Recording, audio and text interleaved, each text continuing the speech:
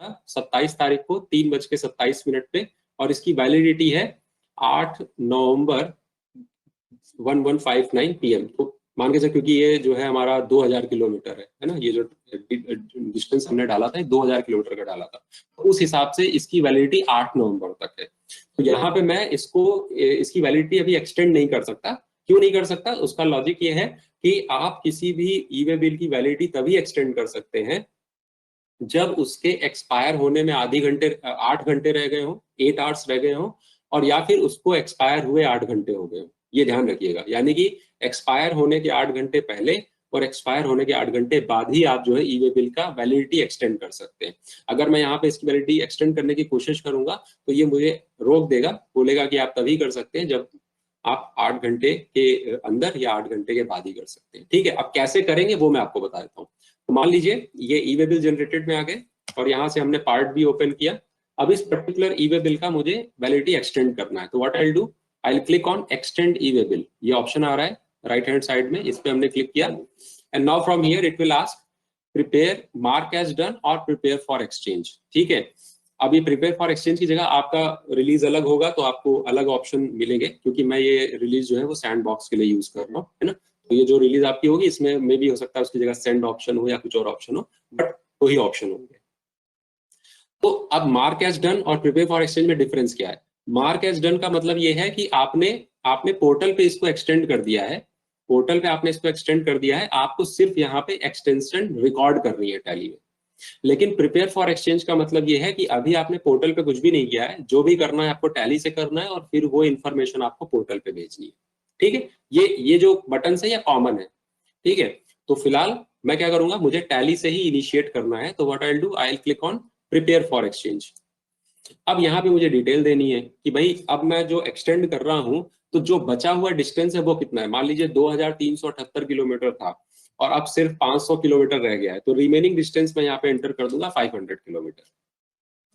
इसके बाद अब जो आगे शिपमेंट जानी है वो किस मोड में जानी है, तो what I will do, I will put road, कि बाय रोड देना पड़ेगा एंड देन उसका रीजन आपको यहाँ पे देना पड़ेगा कि किस रीजन की वजह से आप इसको एक्सटेंड कर रहे हैं। ठीक है, नेचुरल कैलामिटी थी या फिर लॉ एंड ऑर्डर का प्रॉब्लम था, ट्रांसशिपमेंट था। ट्रांसशिपमेंट का मतलब कि एक शिपमेंट हो गया, मान लीजिए ट्रक से आपने रेलवे स्टेशन तक पहुंचा दिया, अब पता चला जिस मालगाड़ी में आपको ट्रक लोड अपनी गाड़ी का सामान लोड करना था वो 15-20 घंटे लेट चल रही है, तो इसका मतलब वो उसको कहते हैं, जब मोड चेंज होता है उसको ट्रांसशिपमेंट कहते हैं। ठीक है, तो उसकी वजह से कोई डिले हो रहा है या फिर एक्सीडेंट हो गया या इन सब के अलावा कुछ है, तो आप यहाँ पे दे सकते हैं। ये देने के बाद आप इसको एंटर करेंगे, रिमार्क लिखेंगे, ये जरूरी है, ये सारी मैंडेटरी फील्ड है, आपको सारी भरनी पड़ेगी। ये नहीं कि यहाँ पे रीजन दे दिया तो रिमार्क छोड़ देंगे, रिमार्क भी आपको देना है और इसको आप सेव कर देंगे। ठीक है, सेव करने के बाद आप क्या करोगे, दोबारा एक्सचेंज में जाओगे आप और एक्सचेंज में यहाँ पे ऑप्शन आएगा send for E way bill. अब यहाँ पे अभी फिलहाल मैंने वो डिटेल सारी भरी नहीं है, इसलिए क्योंकि ये होगा नहीं। जैसे कि यहाँ पे आपने जनरेशन और कैंसिलेशन दिख रहा है, वैसे ही एक एक्सटेंशन का ऑप्शन भी आ जाएगा, for E way bill extension. अब for E way bill extension के अंदर आपको दिखा देगा कि ये पर्टिकुलर ई वे बिल है जिसको आपको एक्सटेंड करना है। आप क्या करोगे, उस पर्टिकुलर ट्रांजेक्शन को सेलेक्ट करोगे और सेलेक्ट करने के बाद लेट्स से मैं आपको दिखाई देता हूँ एक करके, अदरवाइज आइडिया नहीं लग पाएगा उसका।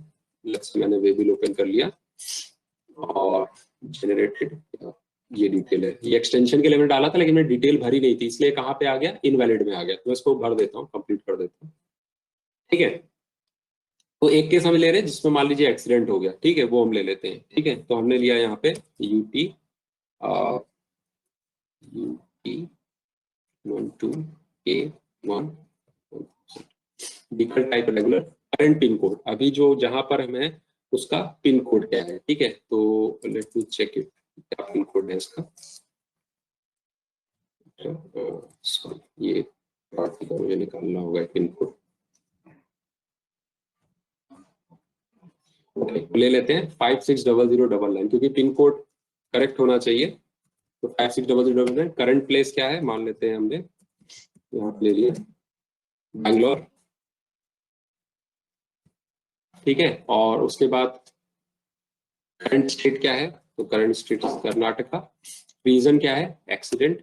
और रिमार्क पे भी हमने कुछ भी लिखी है, लेकिन लिखना जरूर है आपको, खाली नहीं छोड़ना है, हमने एक्सीडेंट ही लिख दिया। ठीक है, और रिमार्क 1 से 50 कैरेक्टर के बीच होना चाहिए। यस, अब देखिए ये यहाँ से हट गया। ठीक है, अब ये आ गया किसमें, पेंडिंग के अंदर for E way bill extension, यानी कि ये पेंडिंग में क्या क्या है, 4 ई वे बिल बनाने के लिए पेंडिंग है, जनरेशन के लिए, एक एक्सटेंशन के लिए और एक कैंसिलेशन के लिए। अब अगर बनाना है तो एक्सटेंड करना है तो हम क्या करेंगे, एक्सचेंज में जाएंगे, send for E way bill. अब आप यहाँ पे देखोगे for E way bill extension का एक ऑप्शन आ गया, आप इसको सिलेक्ट करिए, सेंड कर दीजिए, ये हो जाएगा। लेकिन अभी के समय इसको हम नहीं कर सकते, क्यों, क्योंकि अभी इस ई वे बिल के एक्सपायर होने में बहुत समय बचा है। हमने देखा था इस ई बिल की वैलिडिटी जो है वो 8 नवंबर तक है, तो अभी हम इसको नहीं कर सकते, ये एरर थ्रो करेगा। ठीक है, तो that is how we can extend the validity of an e way bill. ठीक है, अब आते हैं नेक्स्ट पॉइंट।